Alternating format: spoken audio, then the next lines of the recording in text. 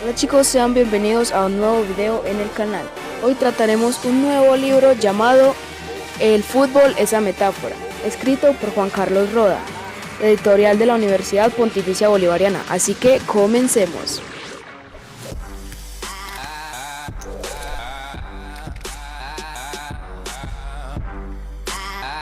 Él envía una primera columna al periódico cuyo nombre es El Espectador.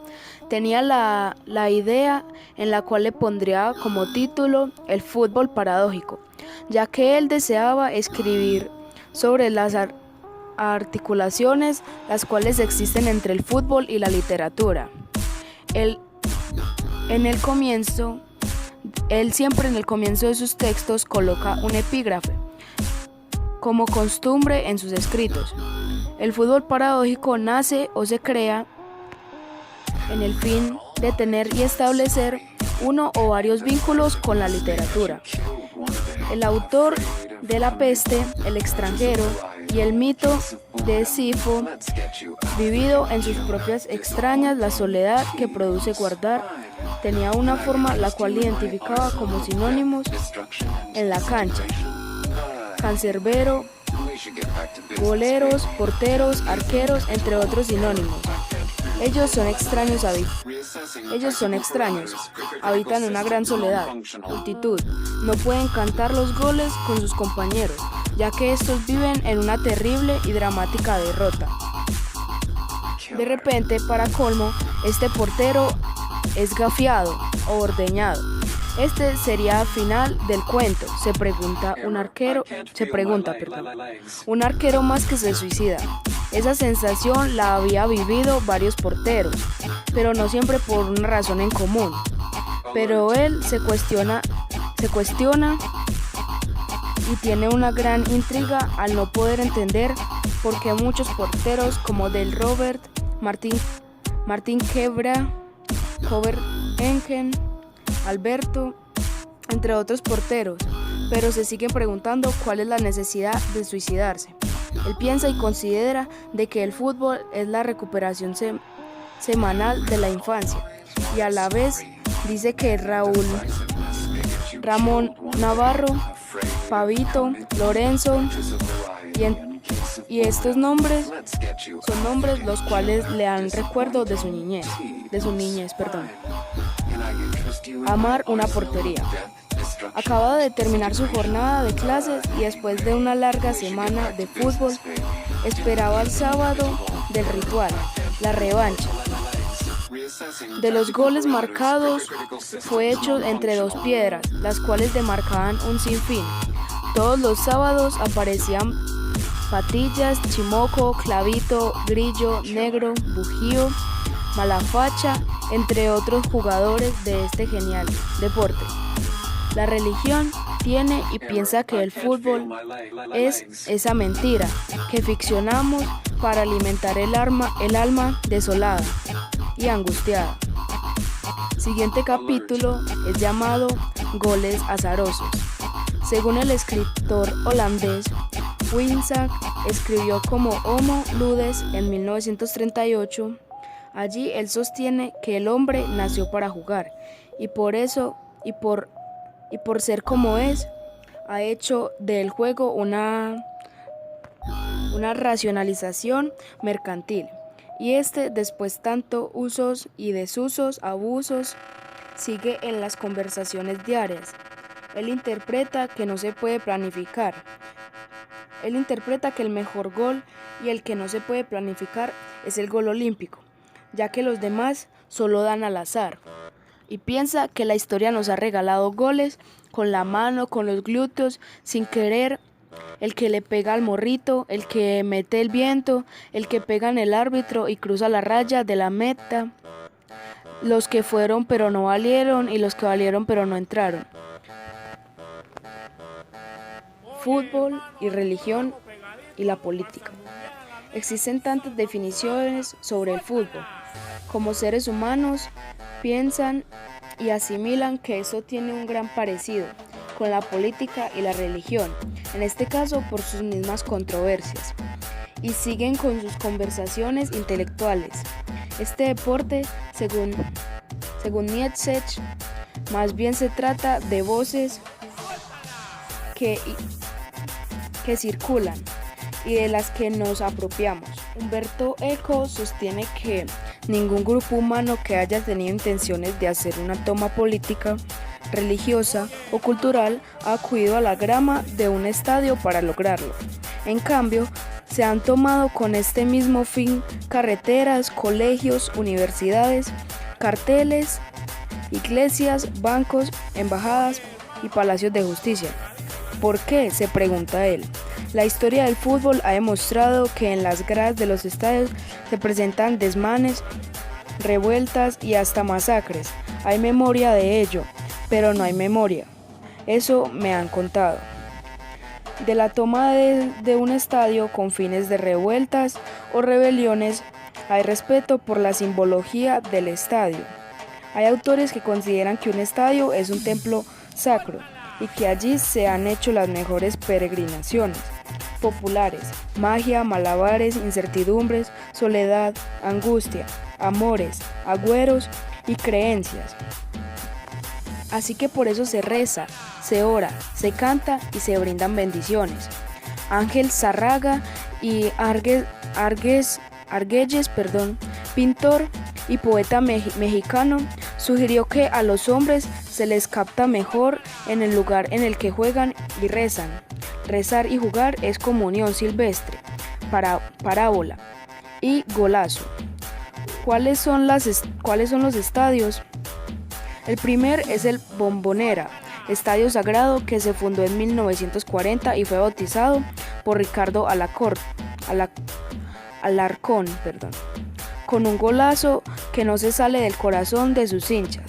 De este templo se dice que no tiembla, sino que late. En ese mismo gramado hicieron su debut Diego Armando Maradona en 1977 y Juan Ramón Riquelme en 1996. En esa misma casa, Martín Palermo gritó 125 goles, 125 himnos, 125 evangelios. El otro estadio es el Maracaná, fundado en 1950, con un homenaje al pájaro que tiene este nombre y que habita en este contexto brasileño. Primolius Maracaná. Si le hacemos caso a la historia del fútbol, protagonistas y arbitrarios. Si le hacemos caso a la historia del fútbol, la presencia de un árbitro en la cancha existe desde que hay un juego con normas, porque implica ganar, perder y juzgar, aunque hay cuentos que aluden al hombre de negro. También hay ensayos dedicados a las imágenes antropológicas y sociológicas de quienes se dedican a este acontecimiento arbitrario. Evita con sus manos un tiro de un gol. El árbitro no sabía qué hacer porque era una jugada inédita. Tomó la decisión de cobrar un tiro libre, dentro del área y sin barrera. Se inventó el penalti. Camilo José Cela escribió Holocausto, un cuento que narra la vida de esa figura irredenta e indefensa que tiene que tomar decisiones en un juego construido con mentiras, trampas y artilugios.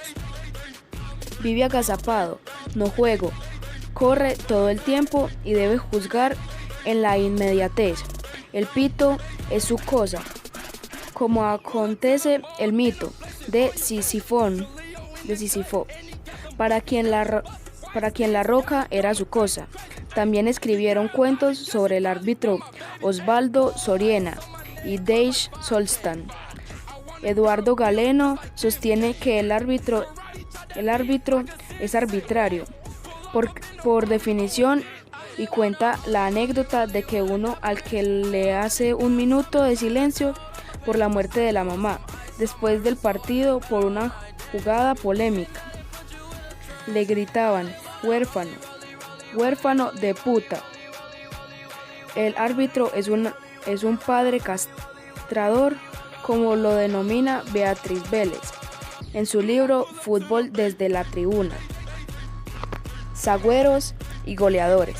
Desde que hay fútbol hay agüeros porque los resultados se han hecho depender más de los fenómenos extraordinarios que de las propias capacidades individuales y colectivas en un mundo sincrético pero racional, lógico y resultadista. Quien ingresa a una cancha, potrero, pantano, cemento, gramilla y gramilla sintética, entra con la convicción de que hay que pedir ayuda sobrehumanas para entender ese juego ilógico, irracional y azaroso. Hay rituales y prácticas como pisar la grama con el pie derecho, echar la bendición antes de entrar a la cancha, llevar una estampita en la camisa, prender una veladora en el camerino, rezar un Padre Nuestro. Lev Yashin, por ejemplo, jamás jugó con un color distinto al negro, de allí su epíteto de la araña negra. Algunos agüeros asisten a lugares de peregrinación, se hacen tatuajes con figuras de santos y vírgenes. Siempre se sortea la cancha con una moneda, cara o sello. Se escoge un arco el mismo, porque allí se han hecho los mejores goles, como si la cancha estuviera inclinada para un lado. Otros acuden a creencias más populares, como no tener relaciones sexuales un día antes del partido, o salir con la bendición de la madre, porque de lo contrario todo saldrá mal esa tarde. Uno de los agüeros más curiosos es el Laurent Blanc. Cuando Francia salió campeona en el Mundial de 1998, el jugador besaba la calva de su compañero Barthez antes de cada partido. Los afectos en el fútbol y la literatura. No sabemos cómo definir estas dos pasiones, puesto que hay tantas definiciones como seres humanos. Sabemos que existen porque leemos literatura y jugamos fútbol, o mejor jugamos literatura y leemos fútbol. El amor, la locura y la muerte son tres afectos que se han pensado, reflexionado y discutido, pero siguen siendo perspectivas, horizontes o modos de pensar. Son riesgos, encarnación de las caídas de los humanos, o puro silencio. Cura para el enamorado, para el loco y para quien ya se fue. Cura para el que juega fútbol. Una de sus citas más reconocidas es aquella que dice: el lenguaje es casa del ser. Para Escher, ese es el redondo por instantes, porque el fútbol aparece el kairos y el futbolista aparece bien en comunidad del destino circunstancial, o mejor en una épica del Dasein, en el que se conjuga el honor, la amistad y la fidelidad. Antes de los griegos, los japoneses ya habían jugado con una pelota. Homero y Platón escribieron sobre la esferomaquia, un deporte con una pelota redonda que servía hasta para educar a los discípulos. Eros y Tánatos resuelven sus encuentros y sus desencuentros en la locura que produce la incertidumbre de la existencia humana. El fútbol y la literatura comparten la soledad de una casa en la que habitan el amor, la locura y la muerte. El amor es un desencuentro de los que terminan solos. El fútbol conjunta a miles de personas, pero en la derrota la soledad se agudiza. El padecimiento de la locura acontece a los seres humanos solos. Hasta 10 partidos diarios para aplazar el encuentro abrupto con esa sensación que produce mariposas, pero que parecen cucarachas. Aún no sabemos que no podemos evadirlo, que es inaplazable la cita, que el fútbol no podrá reemplazarlo. La casa es el primer estadio para evadir el amor. Pero curiosamente es la habitación del amor cuando estamos niños. El fútbol está por encima de cualquier consideración. La cabeza está llena de goles, de fútbol, de círculos. Aún han llegado la literatura del amor ni la poesía de la muerte.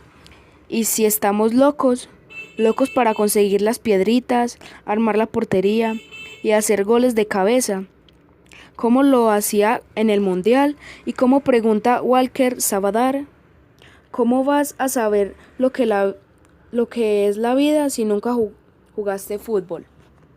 Este es un comienzo de 100 años de soledad.